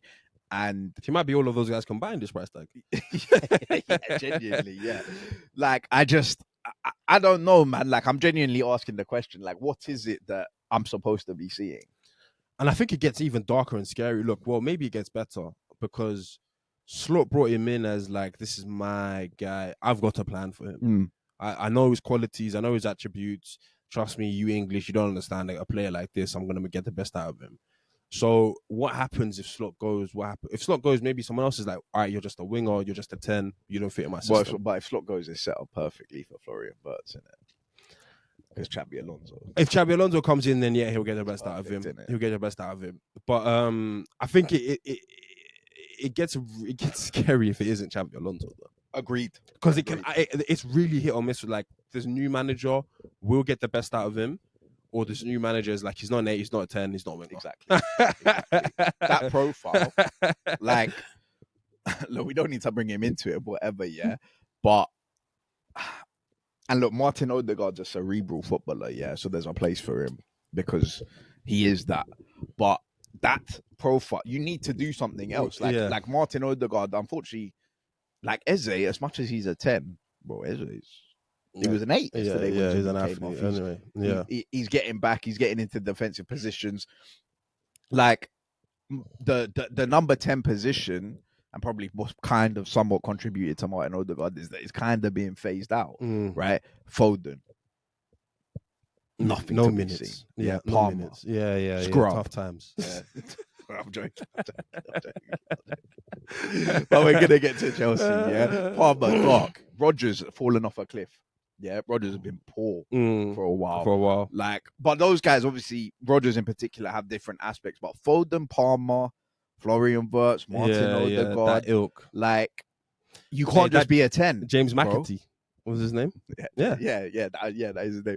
But you can't just. I mean, Pep literally on Saturday has Nico O'Reilly as his 10. Yeah. And Nico O'Reilly 6'2". We're talking about, but he didn't give up on Zinchenko. He just realized this needs to be 6'2". Right, and I'll play him as a 10 and a left back. And anyway, like that's what's going on in the game right now. Eze's adapted to it. Yeah. And to be honest, at this point, we may as well go on to Man United because Bruno Fernandes is another one that's adapted to it. But before we get there, Carrick bounced back after the Newcastle loss. Big win from Carrick. And Carrick win plus Mainu 90, which means Amorim rookie, Carrick MVP. Yeah. Casemiro MVP. Put that in there. Casemiro MVP. I know Jamie's apologized, but he hasn't apologized enough. Casemiro still needs to bang him. Yeah. But, look, the table since Carrick took over has Man United first. And look, I don't say that before Man United fans start getting giddy and everything. I don't say that to say that Carrick has any minerals needed to win the Premier League, because until he shows that, I'm not going to believe it, because that's how it was with Arteta. Right? So until he shows that, I guess he's just a bottler. Maybe he's just a bottler. But the reason I say this, mainly is because in my mind, bro, boy to boy, Amorim it might be the worst. It's like you know when we like Pep, he did the Bernabeu, he just can't. I just can't. You remember when we were watching the Gary thing, and Gary was like, Amorim had made us believe that the ceiling of this Man United team. So I'm not saying this to say that Man United or Carrick had been there at the start.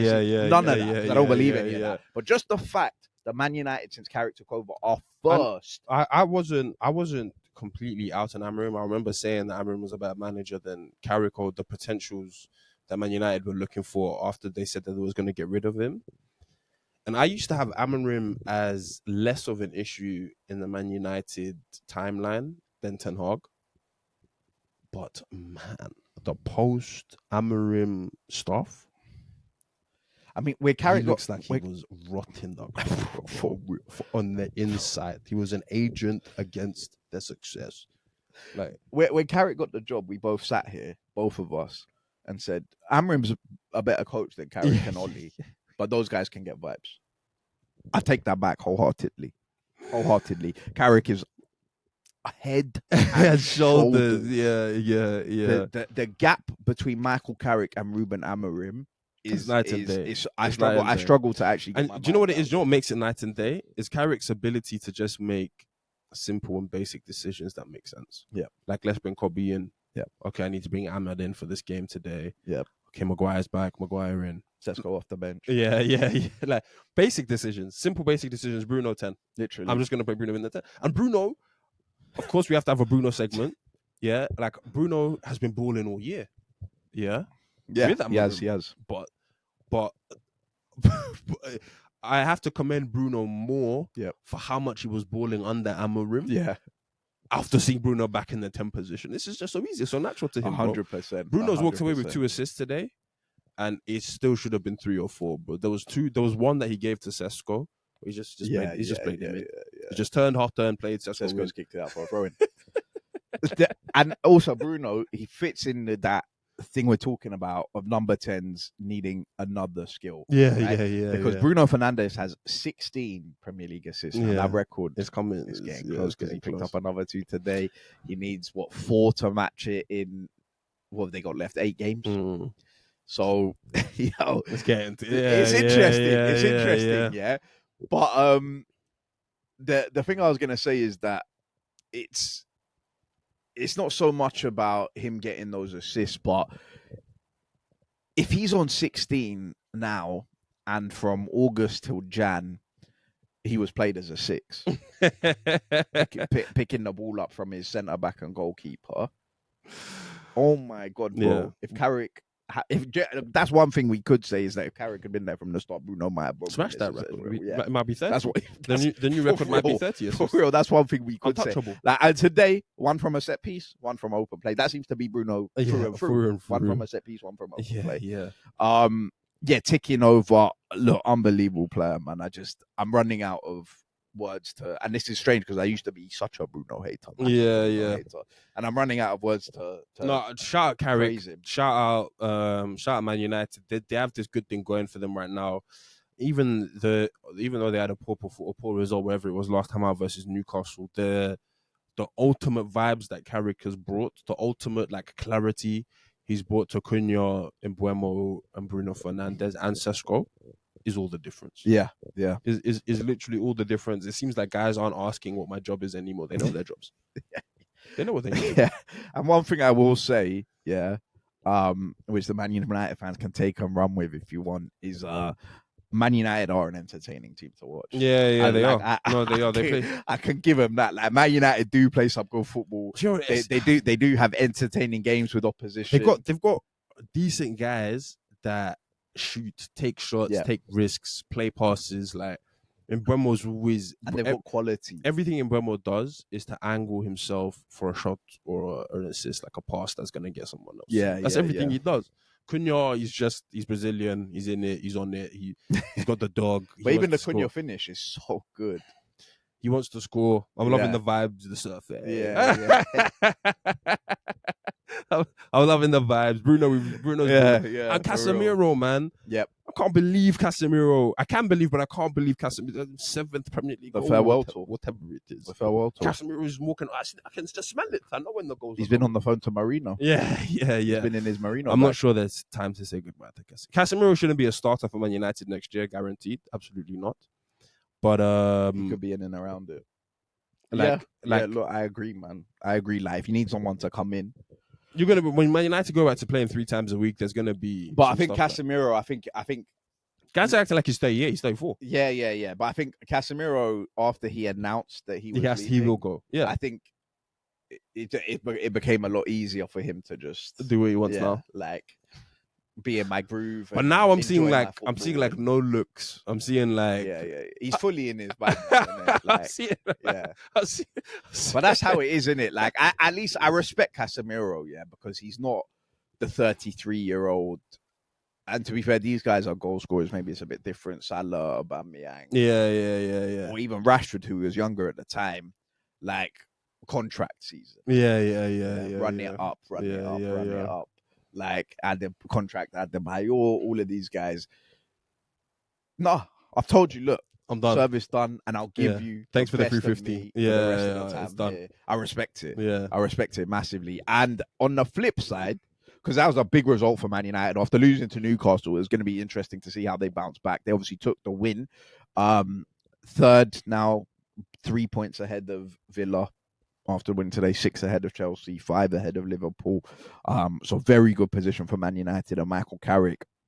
But the magnitude of this Emery capitulation. Yeah, it's on scales we've never seen before. And we've seen Emery capitulate every season. It might be the best of all of his capitulations. That's what I'm saying. I don't understand. The best and biggest of all of them, because 12 points. I know. Clear. I know. 3rd place. 2 months ago, it wasn't even guys were every Jamie Redknapp, all those guys. Villa are in this title race. They're in it till they're not. Why not? Why can't they do it? They're playing as good a football as anybody is right now. Look how far ahead they are of everybody else. The top 3 is set in stone. What? Unai's just. Bro, I think now it might be set. Unai's doing everything he can to change that. I do understand Unai, but I don't understand Unai's thing. Like, I don't understand how Unai, basically, the way I look at it is his ability to manage a squad. Yeah, because this Villa squad is different from the Villa squad he had at the beginning of the season. Leon Bailey's back. He's got rid of Marlon. He's bringing in Tammy Abraham. Like, Douglas Luiz. yeah, it feels like it's almost like an NBA thing the way he's switching out his roster. And getting some new guys in. Watkins he looks just completely done. I mean, the Bailey and Marlon, that was an NBA swap and trade, and he just looks completely done. He's tried to get Marco Bizzot into the team because he couldn't get rid of Martinez, but Martinez has to remain. Yeah. Like, I mean, bro, it's dark, man, because they have awful form. They must have one of the worst forms for real. For the last Villa games that I remember, they obviously lost to Man United today. They got slapped at home by Chelsea. Yeah. They lost to Wolves. Drew with Leeds. Like, I don't know how far back we have to go before they won that game. So yeah, look, it's looking dark for Emery, but they are still fourth. Yeah, because, and they have a cushion of because of obviously we spoke about Liverpool's draw, but also Chelsea, who obviously made Saturday evening so even better. Playing at the same time. Yeah, it's so good. And Newcastle won at Stamford Bridge for the first time since, since Pape Cisse. I was going to say Pape Cisse. Yeah. Since Pape Cisse and Demba Ba. Wow. The Pape Cisse outside the foot. Yeah. And the Demba Ba. Yeah. I mean, those vibes. Yeah. we might need a pod just on Pape Cisse and Demba Ba. Those vibes. What Alan Pardew had them on. But that was the last time that Newcastle won at Stamford Bridge. Eddie Howe's gone there. Obviously, a ground that they have a terrible record at. And Eddie Howe, rightfully so, compared to Arne Slot, rested all of his first team players. Yeah, he's got a big trip ahead of him. I saw their lineup obviously before our game, and I saw Willock, Ramsey, and Walter as a midfield three. Yeah, behind Gordon, Barnes, and it was Murphy or Elanga. Yeah, it was Murphy. Yeah, so I'm looking Ramsey, Willock, and Walter. That's 3-10s. Eddie Howe's going to Stamford Bridge with 3-10s. And I'm looking at the Chelsea lineup, and Liam Rossini's put Reece James in midfield with Caicedo, Reece, and Enzo. I'm like, bro, what? And obviously, I didn't get to watch the game. So I don't know how it looked or how it Newcastle was just moved to them in the first half. But yeah, obviously, I've seen the goals and the highlights. I mean, the goal that Chelsea conceded. Is that Thiago? I don't know who's played that line-splitting ball. It's Livramento. But how line-splitting? It's a straight pass, bro. Right through the middle of Chelsea's defense. Is that really line splitting? Like, it was one of those ones. It's schoolboy from Chelsea. It was like Gyökeres's goal. Gordon's kind of like wheeling away, but he's not really making much of the celebration. Yeah, because he's thinking I have to be offside. I'm waiting for something to be. Yeah. Everyone's go, what's going on? And no one can really tell if this is a goal or not a goal. I'm thinking, God, is he an ex-Chelsea player? Like, is he showing respect? Like, but I can't tell you how. Yo, I just wrote BGB. Come in. Late push. But I was going to say, you can't underestimate that win for Eddie Howe because they were showing his form. He'd lost 3 in a row, drawn to someone. No, he'd drawn, lost 3 in a row, beat Man United with that Osula goal. Watch last week's pod. And then has this win as well. But there was a period in the last 10 games where he was about to have lost 3 in a row, drawn, lost 3 in a row. Because he had lost 2 before he got to the United game. Yeah. So he was like... He lost to Everton. He was... Everton was on him. Exactly. He was really in a dark place. Yeah. He was about to have, in his last 10 games... And that might actually be Villa's last win. Yeah. In his last 10 games, he was about to have 3 times in a row losses, twice in a row having lost 3 times. But this win is massive for him, man. Gordon, all of those guys, it keeps we spoke about it last week about how if they can get into Europa League, you've just about done enough. You've just about done enough. Keep the train rolling. It's not that much of a step backwards. Well, you just have to roll with it. It hasn't really been your year this year. Yeah, and on the flip side to Arne Slot, Eddie Howe's rotated everyone, rested everyone forward, and got something. Yeah, which is going to be a massive test for Newcastle. Going to be a very difficult game, very different to the St James's Park game. But he's rested everyone, and he's got 3 points away at Chelsea, who are fighting for Champions League. So we come to Chelsea side of things. I mean, Cole Palmer's just been completely off it. I don't know how much we need to go into that because I think the main thing is that Rosenior is getting a lot of flack. He's taking a lot of flack. Press conferences are keeping him afloat no more for what's going on. Yo, that photo, by the way, of the ref in the middle. Yeah. I saw that when I came out of the stadium, and I was like, yeah, AI. Bro, I didn't realize they showed it on Match of the Day. I was watching Match of the Day at like 12 last night. Yeah. And I've seen the ref standing, and I was like, wait, it's so funny, man. I just realized that was real. They're starting to now write reports that those quirks are costing Chelsea. Bro, they tried to ask Liam Rosenior about it in the Match of the Day interview, and Liam Rosenior is doing everything he can to just cut the guy off. Just stop him from talking and just start talking about something else. But Chelsea fans are getting onto him. But at the same time, Chelsea fans are like, we can't get onto him because he's learning. Yeah. He's learning on the job. This is his first job, but Chelsea fans don't like that. So catch-22. The catch-22 of Liam Rosenior, which we said at the start of the thing, was that, well, look, he's coming from Strasbourg. It's a really big job. It's a really big step up. Can I blame him for not getting Champions League? No, I can't. But Chelsea fans can. I can blame him for what happened in Paris, because this Schmeichel coming out saying that apparently he'd been told that Jorgensen's the number one now. Yeah. Where Matisse was like, Liam, brother, you don't even know Jorgensen. We know Jorgensen. You don't know Jorgensen. And all of a sudden, Jorgensen had a groin injury for the Newcastle game, and Sanchez was back in. Seen that before. It's how they naive, threw away though. the PSG game. I don't know. It's just naive. Like everything, and Liam obviously has had a good start, but the PSG loss, this loss, the loss to us in the cup, 3 losses to us. The naivety is starting to show, and the big games through. Remember, he had quite a favourable schedule. And we actually came on the pod last week and gave Liam Rosenior a lot of praise. Because they slapped Villa at Villa Park.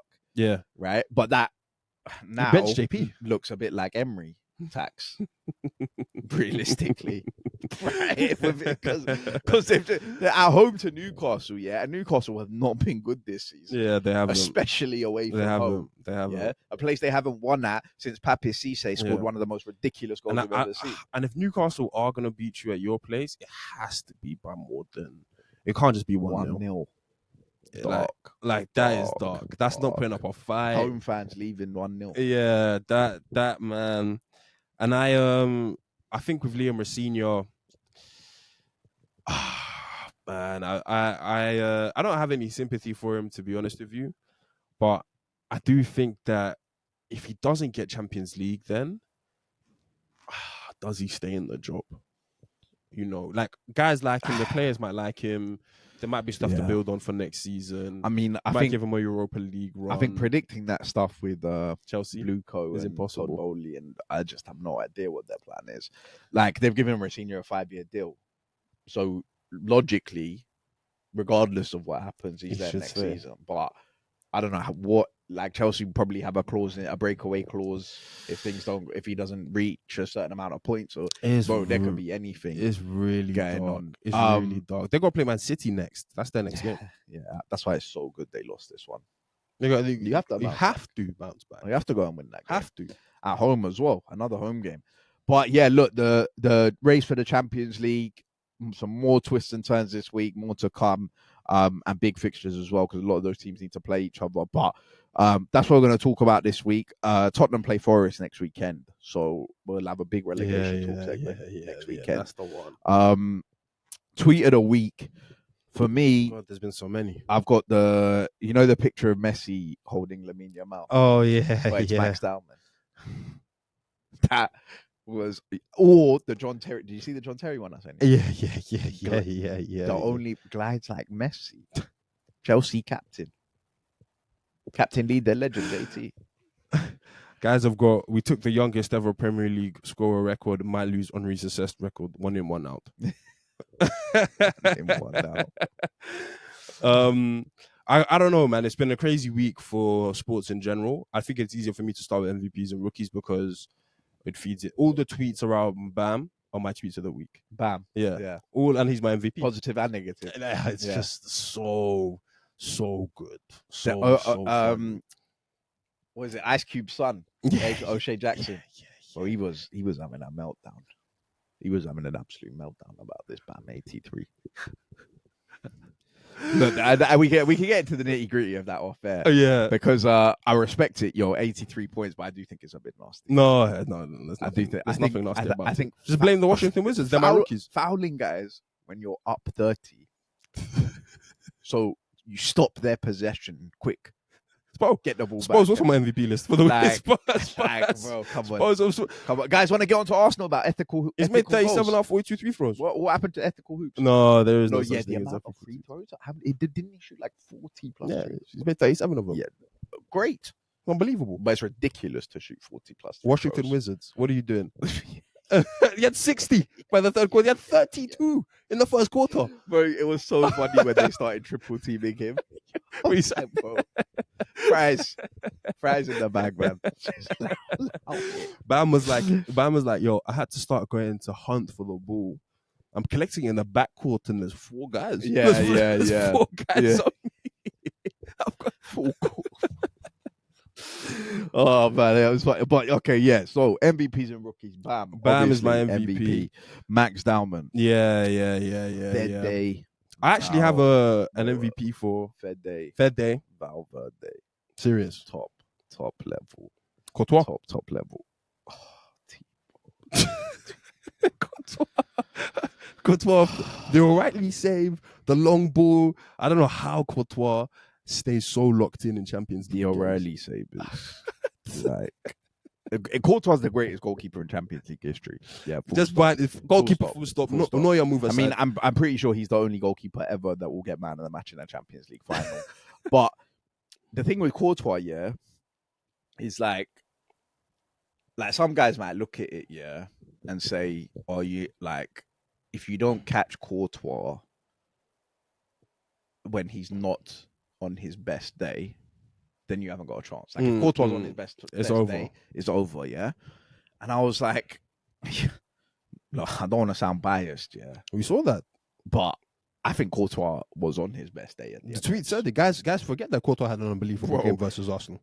That feeling you get, like Pickford made a save from Saka's head, and Saka might have been offside and whatever, but the fact that Pickford's even saved that, nuts. Mate, you know as well. Yeah, it makes you think, oh, today's just not our day or whatever. When a goalkeeper makes a certain save, so I remember thinking during the Real Madrid game, yeah, this is just not going to be our day. And Courtois was determined, bro. Like, look where Rice had to put those 2, and Marino. Look where all 3 goals had to end up. Rice had a header inside the 6-yard box, down into the ground, fundamentally perfect. Everything you want, away from the keeper. He has to fall away. He's got the claw out. Yeah, he's clawed it out from behind the line. Yeah. The Marino one, bro. And then let's not forget, he obviously saved Saka's pen. Yeah. Fucking hell. Right. And then he's done this against Man City. And I'll give Donnarumma a shout out as well, because he saved the pen. At least that gives Man City a smidge of hope. Because 4 is just... Shout out Arbeloa as well. He's got to get an MVP. Yeah, Arbeloa. He's played the kids. He's had a Gengham press I've never seen before. But look, we spoke about Courtois Fed Day. Fed Day is so top, man. Just for this weekend. Just what he's done this weekend, let alone midweek. Yeah. I actually haven't seen his goal against Elche. Cool. I saw all the Gulas, but I haven't seen Fed Days. What he does to Gahey, it's nasty. But the first 2 goals, as much as nasty, the third goal is the best goal objectively and my favorite. But the first 2, I'm like, are you really just gonna have a left foot, right foot finish? I think the second one is the most difficult goal. Left foot, right foot, just like I don't think any player in the Arsenal team scores the second one. The second one as well. It's come off a ricochet of Diaz. It's just reactions, just control left foot. Bottom corner. Donnarumma 6'7". It's a full stretch. The second one is yeah. I've got Nuno, Vitor Pereira, and Richarlison. Yeah, as a 3. I'm not going to give it to Tudor. No, those are good MVPs. Probably won't be here next week. You got any more MVPs? I've got Jason. Yeah, I knew you was going to say Jason Tatum. The return of JT. That step left. 3, step back left 3. Oh, it's so smooth. I got to give it to Luke as well. Luke has been hooping these past couple of games. And unfortunately, Shea's been hooping these past games. You know what? Like, I remember when I said anybody, but Yeah. I'm kind of like, you know what? If he is just going to be this guy, then it is what it is, kind of thing. If he is just going to be undeniable. Nah, Shea's been hooping. Then Shea's been Fez. hooping. Yeah, because who was Draymond? I have another The- MVP for the walk down on Draymond. Yeah. It was cold. I have another MVP for Joe Linton. Surprisingly, like played well midweek. It's the midweek thing. It was that Man United first half. I was like, oh, Joe Linton's back. Yeah. Just running around, munch, crunch, leaving guys on the floor, asking ref, what? How was that a foul? After he strangled someone, ripped their neck off. Ref, how was that a foul? Like Joe Linton has been on it. He's been in and out all season. Is not whatever. I was starting to be like, was the Joe Linton era done? Yeah. And then he put in the Man United and Barcelona performance, and I was like, oh, okay, no. I need to chill. He's just coming back from injury. Yeah, Newcastle are smoking that game. Okay, rookies. Pep Guardiola. Yeah. He's had a terrible week. Yeah, a terrible week. Liam Rossinho and Kinski. Yeah. We ain't forgotten. We don't need to do a segment on you because the media's spoken enough. And happy birthday, Kinski. Yes. 2 days later. Slot rookie. Salah, man. That Salah cameo today. Oh man, he's done. That cameo today it was Liverpool were begging for the type of quality that Salah has brought his whole career to Liverpool. Type of quality that Max Dowman has. yeah. And it's like not enough on that, too much on that, over the bar, wide. To be honest, it's just a bit sad to watch. I don't even like Salah. Can't get past this man. Like, when you've seen a guy at such a level, it's Hazard-esque. Jed Spence, yum. He's thinking, yum, love that, mine. Yeah. Jed Spence was on one today. He wasn't letting Frimpong have any joy. Look, that's all the rookies I've got. Man. So look, oh no, there's one more thing we need to talk. I can't believe I almost forgot this. Yeah. Thank God, that we are unbiased on this show and we are level-headed because Fabian Hürzeler came back. Hey! Yeah, came back. And we sat here last week before any comments. I asked you, yo, has Fabian Hürzeler changed anything? And you said he's trying his best. He's trying his best. Yeah. But I still like him. I said, I still like him. I still think he's a good manager. I said, if this goes into next season, he's just picked a fight, all of that.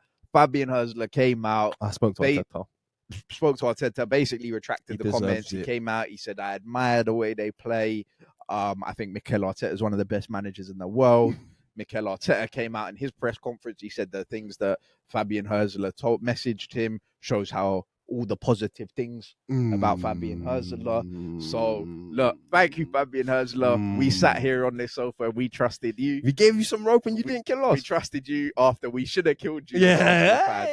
We should have killed you. But we came on here unbiased and you came back very next press conference. And that's the Fabian Hürzeler we know. Shout out. Respect. And you picked up 3 points this weekend. Tough place to go. Tough. The goal is ridiculous, though. I actually haven't seen it. Oh, man.